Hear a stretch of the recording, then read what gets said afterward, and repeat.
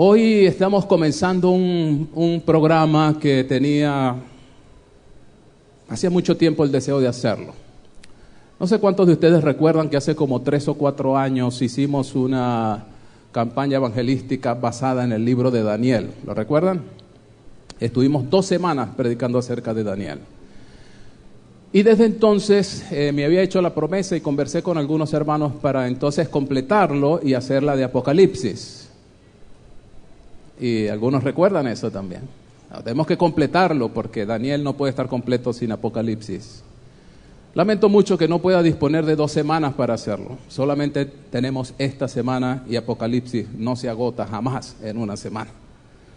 Sin embargo, haremos el esfuerzo por al menos tomar los principios más generales que están en ese maravilloso libro de la Revelación. Esta tarde a partir de las 6:30 les esperamos aquí con sus amigos, con su familia, para que juntos exploremos qué tiene que decir el Apocalipsis para nosotros. No se condicione o no se prejuicie para decir, ya sé de qué van a hablar, ya sé de qué se trata. No se condicione. No se trata de que voy a decir cosas nuevas, pero es probable que haya una que otra sorpresa en una nueva mirada que vamos a dar a este libro extraordinario de la Revelación y el Apocalipsis. No sé si se dieron cuenta de la nota que coloqué de la señora White en el boletín. Ella anunció que iba a haber un ataque contra este libro. Un ataque contra el libro de Apocalipsis. Justamente porque en ese libro, donde comienzan y terminan todos los libros de la Biblia, según ha dicho ella misma, hay un mensaje que es justo el que necesita la iglesia para este tiempo. Ahora, cuando estamos más cerca que nunca de la venida de nuestro Señor Jesucristo. Por esa razón, creo que es necesario que nos asomemos a ese libro. Por otro lado, hay voces que pretenden tener el derecho para interpretar las profecías de Apocalipsis, porque dicen ellos, nosotros no lo estamos haciendo. Los pastores adventistas no predican de profecía. La iglesia ya no habla de Apocalipsis, ya no se predica la segunda venida de Jesús, así que nosotros sí sabemos cómo se debe predicar. Y entonces están diseminando una serie de mensajes, mezclando verdad con error, y han llevado cautivos a muchos. Y lamentablemente el resultado de ese camino no es el que el Señor desea. Voy a invitarles a que abran sus Biblias en la segunda carta del apóstol Pedro, donde vamos digamos, el punto de partida de nuestra meditación esta mañana. Segunda de Pedro, el capítulo 2.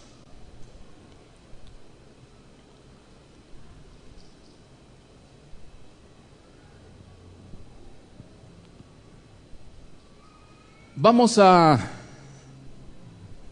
ver una porción bien interesante que tiene muchísimo, por supuesto, que ver con todo lo que estudiaremos a partir de esta noche en el libro de Apocalipsis. Tiene que ver con la profecía.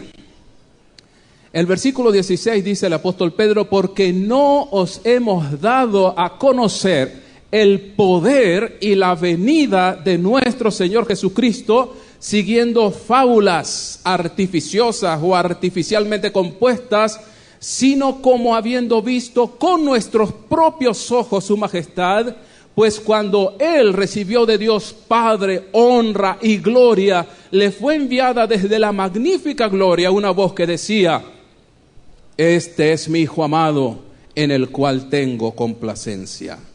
Y nosotros oímos esa voz enviada del cielo cuando estábamos con Él en el Monte Santo. Y además tenemos también la palabra profética más segura, a la cual hacen bien en estar atentos como a una antorcha que alumbra el lugar oscuro. De allí el nombre, el título del sermón, antorcha profética, que no tiene nada que ver con una antorcha que se llamaba así, pero es otra cosa. Una antorcha que alumbra en lugar oscuro hasta que el día esclarezca, hasta que amanezca. y el lucero de la mañana salga en sus corazones.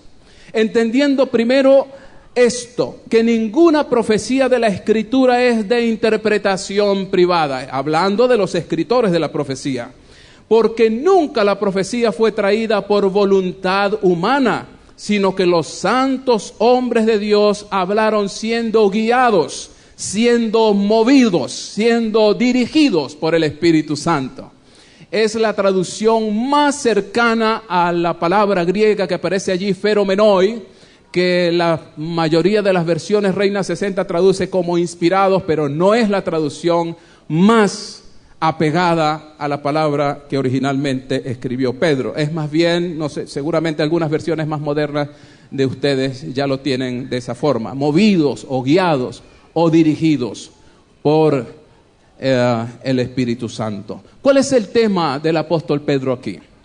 Si usted lee toda la carta, se va a dar cuenta que Pedro, al igual que los apóstoles, la iglesia cristiana primitiva, tenía en su corazón una llama ardiente. Tenían en ellos una esperanza viva, como la llamó el mismo apóstol Pedro. Y esa esperanza viva, eso que movía sus acciones, eso que servía de telón de fondo para todos sus planes y prácticas, aquello que les daba una razón para cada día, cuando amanecía un nuevo día, vivirlo con esperanza y con deseo, era nada más y nada menos que el regreso de su Señor Jesucristo. El deseo de ver nuevamente a Jesús era la esperanza de aquella iglesia cristiana primitiva. Todos ellos murieron esperando que quizá en su propia época, quizá antes de morir, podrían ver al Señor venir en la gloria. Luego de haber estado con Él por 3 años y un poco, habiéndose enamorado de ese Jesús maravilloso, habiendo pasado por el terrible dolor de la crucifixión, del sufrimiento de Cristo, habiendo experimentado el gozo inefable del Cristo resucitado, no podían ellos menos que anhelar que ese Cristo maravilloso que le había dado razón, reorientación a sus vidas, pudiesen verlo otra vez. Por eso Pedro en su segunda carta especialmente quiere hablarles de la venida de Jesús. ¿Y sabe por qué Pedro quiere hablarles de la venida de Jesús? Porque ya en su tiempo había gente que se cansó de esperar a Cristo. Mire usted, ni siquiera había terminado el primer siglo de la era cristiana y ya había entre los primeros miembros de aquella iglesia un desánimo, una duda si realmente Jesús vendría, si era verdad que aparecería de nuevo. Y hacían alusión a una cantidad de argumentos, justificaciones o lo que fuera para decir como que no viene ya. Sin embargo, el apóstol Pedro escribe en esta carta, miren, no les hemos dado a conocer el poder y la venida de nuestro Señor Jesucristo basándonos en cuentos, en historias, en fábulas humanas. No, es real. Cristo viene por segunda vez. Cristo viene por segunda vez. Iglesia Adventista del Séptimo Día, que estás cansada porque han pasado muchos años, ya han pasado 150 años de que Elena White, José Bates, Lowbrook, Andrews y todos aquellos predicaban a Jesús como que vendría la semana próxima. Ellos también esperaban ver a Jesús en su tiempo. Elena White esperaba estar en ese momento también. En algún momento de su vida llegó a decir, no deberíamos tener hijos ahora, no hagamos planes por mucho tiempo. Era el corazón de una mujer que anhelaba ver a Cristo en su tiempo. Por eso escribió eso.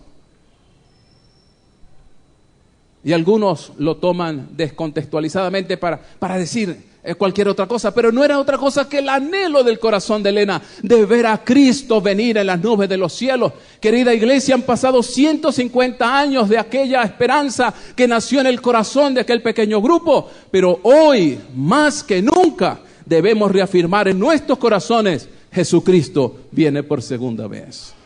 Hermanos, si Cristo no viene, no hay razón para estar nosotros aquí.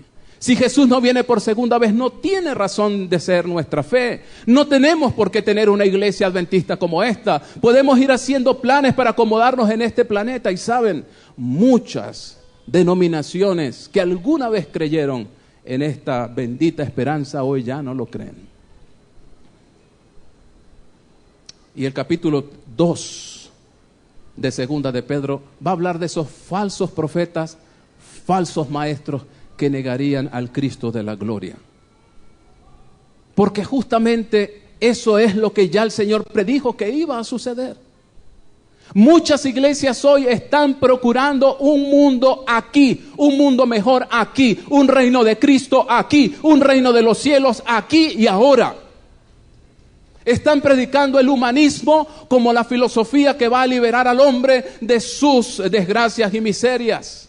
Están predicando la teología de la prosperidad. A ver, los cristianos debemos hacernos prósperos, debemos seguir adelante. Yo no estoy diciendo que no debamos prosperar, pero la esperanza nuestra no está en este mundo. Nuestra esperanza no está puesta en la prosperidad económica. Es más, lo que nosotros sabemos que va a suceder es que la iglesia que espere a Cristo, la iglesia que verá a Jesús y lo recibirá, será una iglesia desde el punto de vista humano pobre, arruinada, sin instituciones, sin templos, sin iglesias, sin banca, sin piano, sin cuentas bancarias, sin carros, sin nada, pero con Cristo en su corazón. Así que no tenemos planes de estar aquí mucho tiempo. Yo no sé qué plan está haciendo usted, pero yo no estoy haciendo planes de estar aquí mucho tiempo. El apóstol Pedro dice: no les hemos dado a conocer la venida del Señor siguiendo fábulas, sino viendo con nuestros propios ojos, dice el verso 16, segunda parte, su majestad. Porque cuando Él recibió de Dios Padre honra y gloria, verso 17, le fue enviada desde la magnífica gloria una voz que decía: este es mi Hijo amado, en el cual tengo complacencia, y nosotros oímos esa voz. Ahora fíjate, ¿de qué está hablando Pedro aquí? ¿De qué está hablando? ¿De qué experiencia está hablando Pedro? Del monte de la transfiguración. Seguramente la experiencia cuando él, junto con Juan y Jacobo, subieron como un grupo muy especial que tuvo el privilegio de ver a Jesucristo transfigurado en su gloria. ¿Y ustedes recuerdan quiénes estaban allí con Jesús en ese monte? Mateo 17, Marcos 9 tiene el relato, ¿verdad? ¿Estaban quién? Moisés y Elías. Moisés y Elías. Vamos a ir juntos a ver ese relato y ya les voy a decir algo con relación a esto bien interesante. Mateo capítulo 17.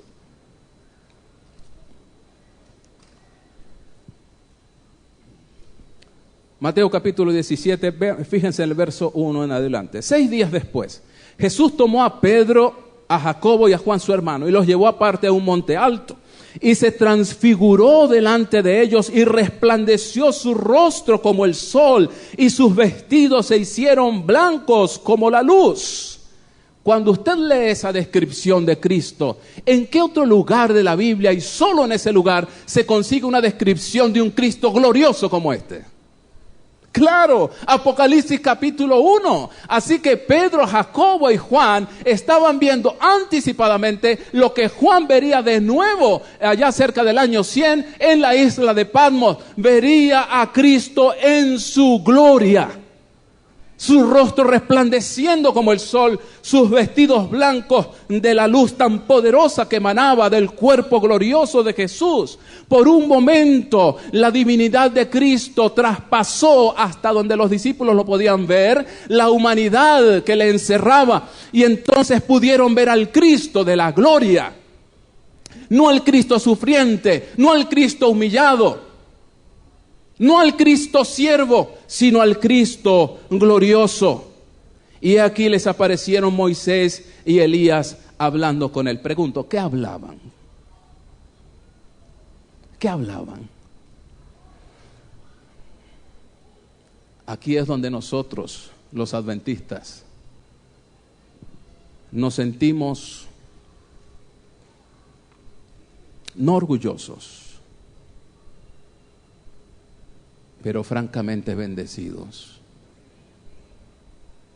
por la ventana que para nosotros abre el testimonio, el don de la profecía. Porque cuando usted lee el comentario correspondiente a este evento en el deseado de todas las gentes, la mejor, después de los evangelios, la mejor biografía de Cristo que jamás se escribió. Ustedes estaban aquí aquel miércoles que vino el pastor Samuel, el chino, pastor chino. ¿Recuerdan Samuel Wang? No recuerdo bien el apellido. ¿Cuántos estuvieron aquí ese miércoles? Algunas manos se ven. Tuvimos el privilegio, ¿verdad? No todos pudieron estar, pero nosotros estuvimos. ¿Ustedes recuerdan lo que costó ese pastor, lo que le pasó cuando él leyó el deseado de toda la gente? ¿Lo recuerdan? Se los voy a contar, se los voy a recordar. Cuando el pastor Samuel comenzó a leer el libro deseado de toda la gente, no hacía sino llorar. Llorar. Estaba tan impresionado que leyó todo el libro, el deseado de todas las gentes en una noche. Pero eso no es todo. Cuando él comenzó a leer el libro, usaba lentes. Su vista tenía un problema que no tenía solución médica. Al amanecer del día siguiente, después de haber leído todo el deseado de toda la gente y haber llorado mucho durante toda la noche, nunca más necesitó lentes.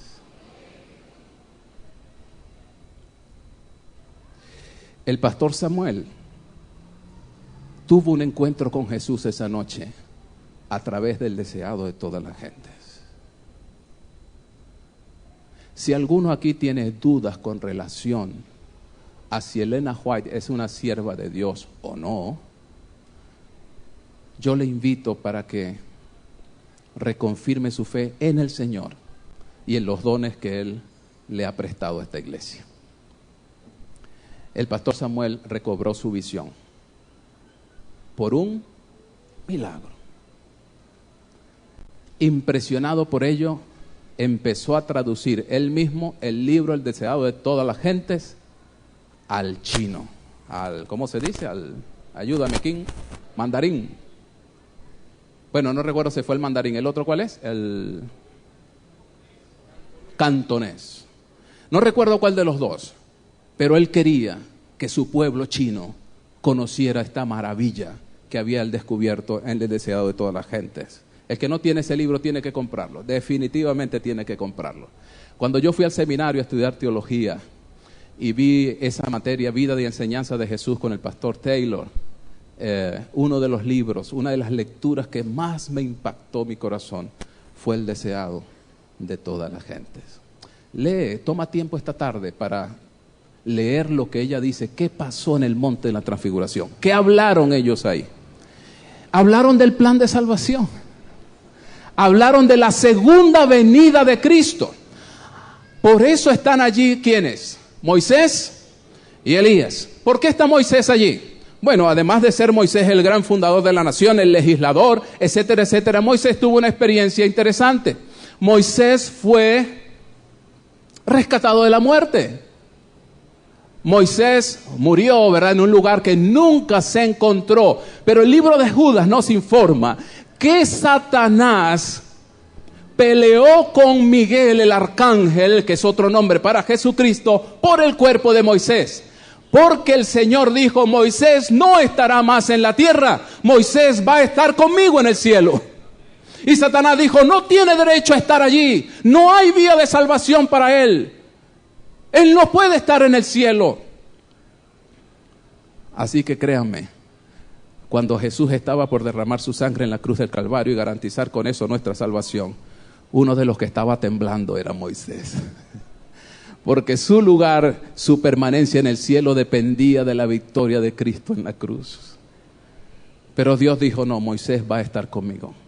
Moisés estaba allí representando a los que habiendo muerto en el Señor Jesucristo, resucitarán. ¿Cuándo? ¿Cuándo resucitarán? Cuando Cristo venga. ¿Y por qué estaba Elías allí? ¿Por qué estaba Elías allí? Porque Elías nunca vio la muerte. Elías no conoció esa experiencia, así que Elías está allí representando a los que, como Enoc también, no van a ver la muerte. Y puede ser que en esta sala haya más de uno que tendrá la experiencia de Elías. No verá la muerte porque verá a Cristo venir en gloria antes de que tenga esa experiencia. Yo estoy convencido de eso. Así que el gran tema en el monte de la transfiguración fue la segunda venida de Cristo. Por eso ahora tú te puedes preguntar, ¿por qué Pedro cuando dice, miren, yo les he hablado del poder y la venida de Jesús, no inventando cuentos, no fabricando fábulas, no leyendo historias que alguien me dio? No. Estoy hablando de lo que yo vi con mis ojos. Yo estuve presente en el monte de la transfiguración. ¿Por qué Pedro no dijo, yo estuve cuando resucitó a Lázaro, yo estuve cuando alimentó a 5,000, yo estuve cuando multiplicó los panes, yo estuve cuando calmó el mar, yo estuve cuando hizo al viento retroceder, yo estuve cuando desató la lengua del mudo, yo estuve cuando abrió los ojos del ciego? ¿Por qué Pedro no se refirió a uno de tantos milagros que Jesús había hecho? ¿Por qué tenía que hablar justo del monte de la transfiguración? Porque hay una conexión entre lo que pasó allí y la segunda venida de Cristo. Porque lo que se habló en ese monte, lo que conversaron estos tres, Jesús, Moisés y Elías, no era otra cosa que ultimando detalles. Y además Moisés y Elías, dice Elena White, fortaleciendo el ánimo de Jesús. Vamos adelante, el plan tiene que seguir en marcha. Ten confianza en tu Padre. Vienen momentos difíciles porque este monte de la transfiguración fue poco antes de que Jesús entregara su vida en la cruz del Calvario. Así que estaban dándole ánimo para la experiencia difícil que él iba a vivir. Vamos, Jesús, nosotros confiamos en ti. Y además, si tú no triunfas, nosotros nos vamos. Así que no nos haya hecho esa broma. Vamos adelante, Jesús. Mira que este cielo está muy bueno. Allá la tierra eso es muy feo. Yo que nosotros queremos vivir aquí todo el tiempo. No te eches para atrás. No te eches para atrás. Pero Jesucristo nunca se echaría para atrás, hermano. Jesucristo nunca se echa para atrás. Y aunque fue muy difícil para él la experiencia, luchó hasta la victoria por amor a ti y a mí, por amor a nosotros.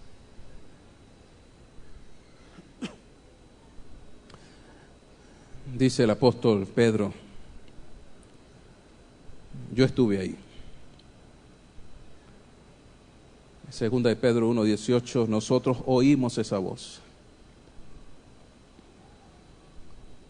Nadie nos va a engañar.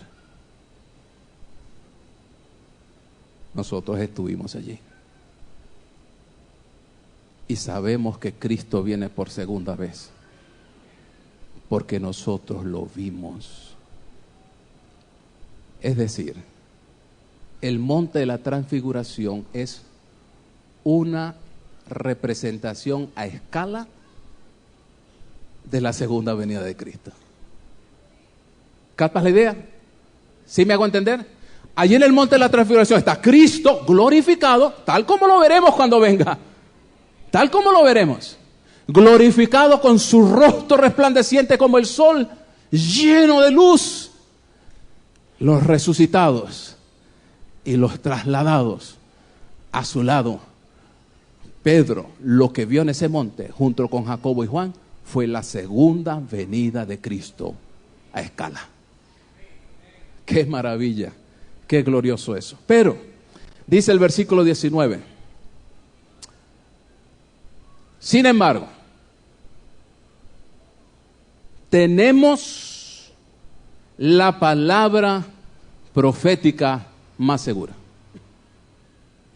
¿Qué es lo que Pedro está diciendo aquí? Usted no tiene que creer porque yo se lo diga. Usted no tiene que creer que Cristo viene por segunda vez porque yo le digo que estuve ahí. Y es cierto lo que le estoy diciendo. Nosotros, porque él dice, no solo yo, nosotros estuvimos allí. Vimos esa gloria, vimos la venida de Jesús en escala. Nosotros lo presenciamos. Pero usted no tiene que creer por eso. Usted tiene que creer por la palabra profética. Firme, segura, Puede traducirse esa palabra también como firme, permanente. La palabra de la profecía es la base de la fe, la base de la confianza del cristiano. Es el fundamento mismo de la fe de la Iglesia Adventista del séptimo día. Nosotros somos adventistas porque la profecía señalaba el aparecimiento de un movimiento como este en el que usted y yo estamos militando hoy. No es por fábula, no es por invento de nadie, está fundado en la palabra profética más segura.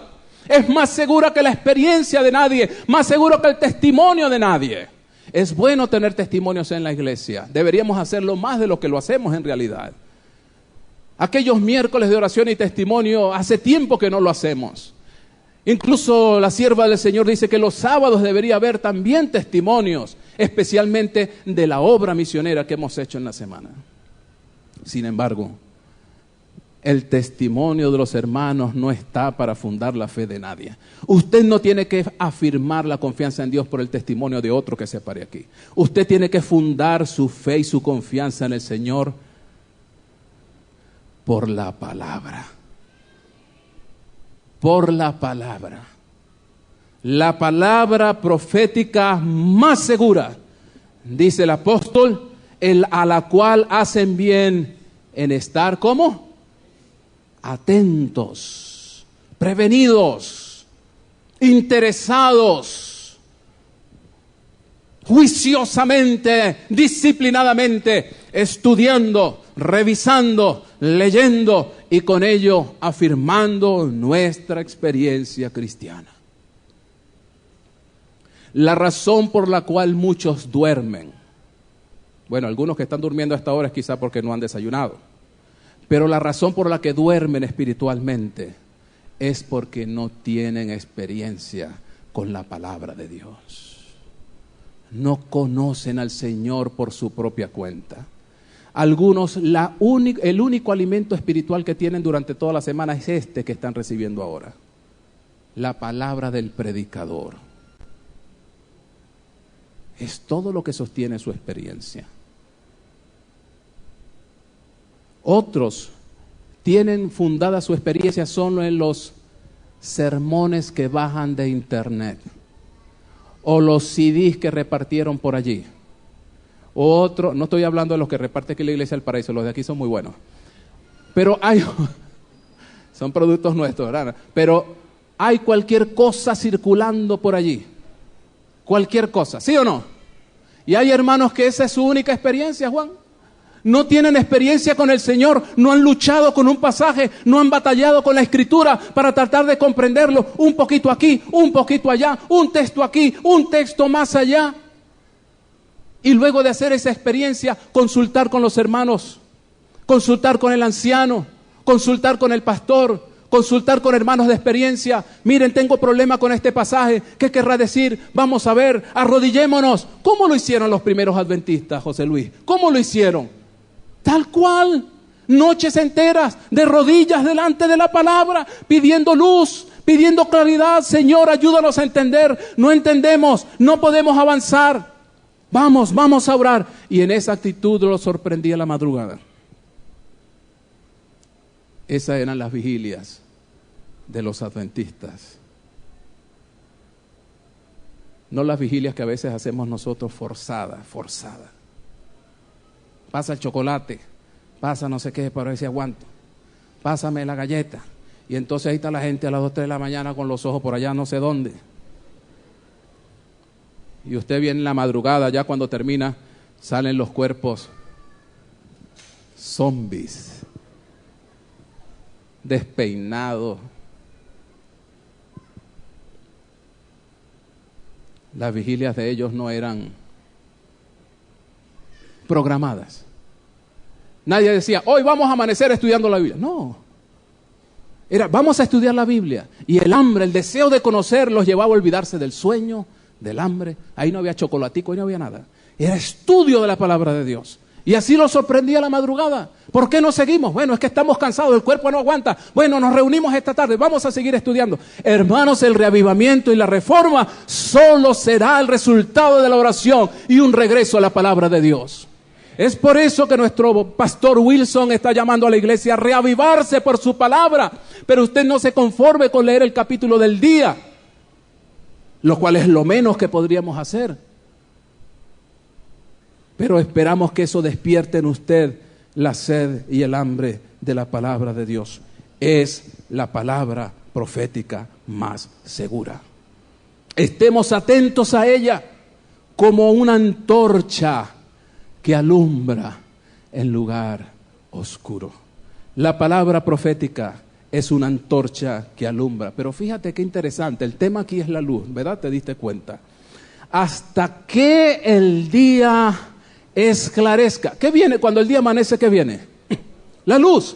Viene la luz, sale la luz tenue y suavemente, pero luego se hace una luz poderosa que alumbra toda la vida, hasta que el día amanezca y el lucero de la mañana salga en vuestros corazones. ¡Qué maravilla! Mire, yo me he gozado leyendo este pasaje y lo que estoy haciendo ahora es compartiendo con usted mi gozo, porque cuando yo veo este pasaje veo cosas tan hermosas. Primero, por mucho tiempo había yo mal interpretado este pasaje, porque la palabra profética es como una antorcha que alumbra el lugar oscuro. ¿Cuál es ese lugar oscuro? Hay varias posibilidades. El mundo, nuestra vida.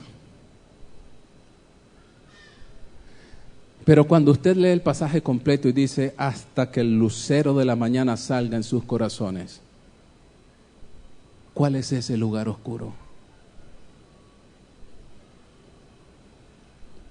El corazón. El corazón aquí es la conciencia. La conciencia. La mente. Allí donde está la raíz de nuestras emociones, el fundamento de nuestras decisiones, el asiento de nuestra voluntad, la impronta de nuestro carácter. ¿Quiénes somos realmente? Eso está en nuestro corazón, en nuestra mente. Y ahora lo que yo estoy entendiendo por este pasaje es que el propósito de la palabra profética es que amanezca en tu mente. Es que Cristo, el lucero de la mañana, salga en tu corazón. Ese es el propósito. Usted ve aquí una luz menor y una luz, porque imposible de comparar una antorcha con el sol de la mañana. ¿Se puede comparar? En absoluto. Es una luz demasiado pequeña, es una luz demasiado limitada, es una luz que tiene una función temporal, es una luz menor, la palabra profética, que te lleva a la luz mayor, que es Cristo Jesús.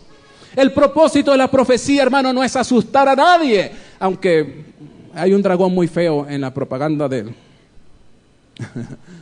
la semana, pero la intención es mostrarle lo que vamos a hacer con ese dragoncito de papel. Te va a ver esta semana. Pero el propósito de la profecía no es impresionar a nadie, no es asustar a nadie. El propósito de la profecía es llevarnos a Cristo. El centro de la profecía es Cristo. El corazón de la palabra profética es Cristo. La meta de la profecía es Cristo. El objetivo de la escritura es Cristo. La misión de la palabra profética es llevarnos a Cristo. Hasta que el día amanezca. Hasta que Cristo brille en los corazones de nosotros. Si tú te fijas bien, Apocalipsis, es verdad que tiene monstruos, cosas muy feas, pero el centro del Apocalipsis es Cristo. Voy a invitarte en la brevedad del tiempo que ya se nos acabó, solamente a mirar 3 cositas. Ven a Apocalipsis conmigo un momentito.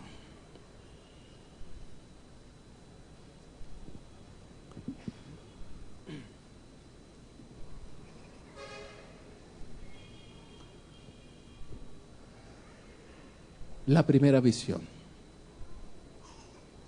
La primera visión. La primera cosa que se le mostró a Juan, ¿qué fue? Versículo 9, capítulo 1 de Apocalipsis, versículo 9. Yo, Juan, vuestro hermano y copartícipe vuestro en la tribulación, en el reino y en la paciencia de Jesucristo. Estaba en la isla llamada Patmos por causa de la palabra de Dios y el testimonio de Jesucristo. Yo estaba en el Espíritu en el día del Señor y oí detrás de mí una gran voz como de trompeta. Era sábado. Era sábado. La primera visión de Juan fue en sábado. Yo estaba en el día del Señor y oí detrás de mí una voz que me dijo: yo soy el Alfa y el Omega, el primero y el último. Escribe en un libro lo que ves y envíalo a las 7 iglesias que están en Asia: a Éfeso, Esmirna, Pérgamo, Tiatira, Sardis, Filadelfia y Laodicea. Y Juan de pronto se voltea para ver la voz que hablaba conmigo. ¿Quién me está hablando? Parece que he escuchado esa voz antes, me es familiar, me es conocida. Juan llevaba bien, no sabemos cuánto tiempo, pero sí quiero decirte en qué condición estaba Juan. Juan estaba desterrado, aislado, alejado de toda conexión humana. Estaba lejos del contacto con su familia, estaba lejos de su amada iglesia, estaba ya envejecido. Los últimos reportes que había recibido Juan antes de irse a esa lejana isla, había recibido el reporte de que miles, cientos de cristianos estaban muriendo, estaban siendo destrozados en los circos romanos, estaban siendo quemados como antorchas humanas, la iglesia estaba desapareciendo, parecía que el mal triunfaba sobre el bien. Juan estaba deprimido, Juan estaba triste, Juan estaba aislado. Y cuando se volteó a ver quién le estaba hablando, él pensaba que estaba solo en esa isla. Y él vio, dice el verso 12, me volví para ver la voz que hablaba conmigo y vuelto vi 7 candeleros de oro. Y en medio de los 7 candeleros a uno semejante al Hijo del Hombre, vestido de una ropa que llegaba hasta los pies, ceñido por el pecho con un cinto de oro. Se parece a mi Jesús, se parece, pero no lo distingo, se parece al Hijo del Hombre. Su cabeza y sus cabellos eran blancos como blanca lana, como nieve, sus ojos como llama de fuego, sus pies semejantes al bronce brillante, refulgente como de un horno, y su voz sonaba como el estruendo de una cascada poderosa, como estruendo de muchas aguas. Tenía en su derecha 7 estrellas, de su boca salía como una espada, y su rostro era como el sol cuando resplandece en su fuerza. Cuando yo vi esto, caí como muerto, no pude resistir esa visión. Pero entonces, cuando estaba tirado allí, Jesús puso su mano derecha sobre mi hombro y me dijo: no tengas miedo, Juan. Yo soy el primero y el último, el que vivo y estuve muerto, pero he aquí que vivo por los siglos de los siglos. Amén. ¿Sabe qué vio Juan allí en Apocalipsis? ¿Saben cuál fue la primera visión? Juan vio un Jesús presente.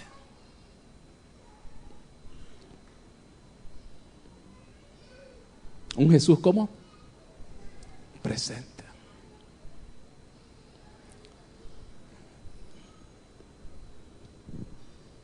Porque ese acto de Jesús de pasearse entre los candeleros es un acto que refleja el cariño especial de Jesús por su iglesia. A veces parece que queremos tirar la toalla, es más difícil de lo que habíamos esperado, ¿verdad? Tú que te recién te bautizaste, es más complicado de lo que tú pensabas que era esto. La iglesia no parece ser lo que me pintaron. Y la gente me produce más problemas de lo que yo creía. Yo pensaba que era más fácil. Y a veces he pensado en marcharme de la iglesia. Me voy porque son hipócritas, allí no vale la pena estar. Me voy porque allí viven pidiendo dinero, qué sé yo. Me voy porque el pastor cada vez que predica me dedica el sermón. Me voy porque, qué sé yo. Pero en medio de esta iglesia que a veces parece derrotada, Cristo está presente. Nunca se ha ido. Cuando muchos piensan en marcharse, Jesús nunca se irá. Y en el plano muy personal,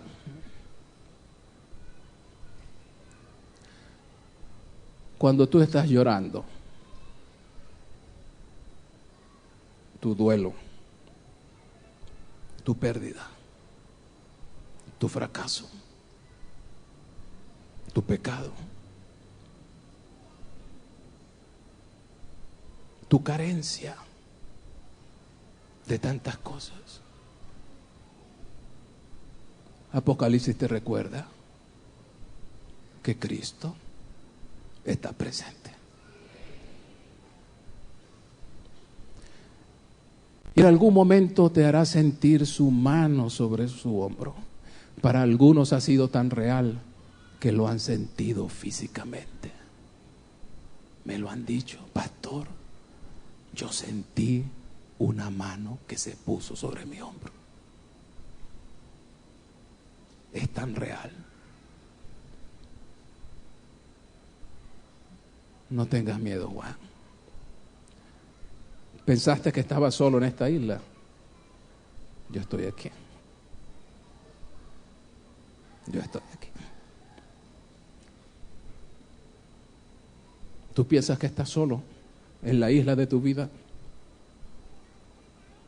¿Piensas que estás solo en esa lucha que tienes con alguna enfermedad? ¿Qué sé yo?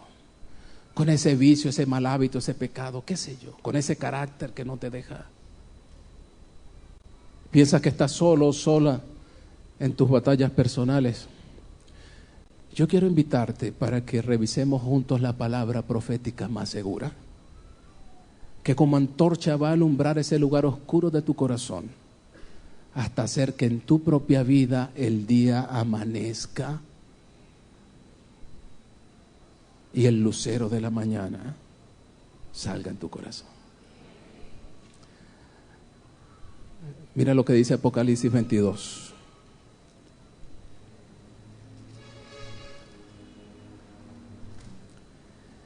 Apocalipsis capítulo 22, versículo 16.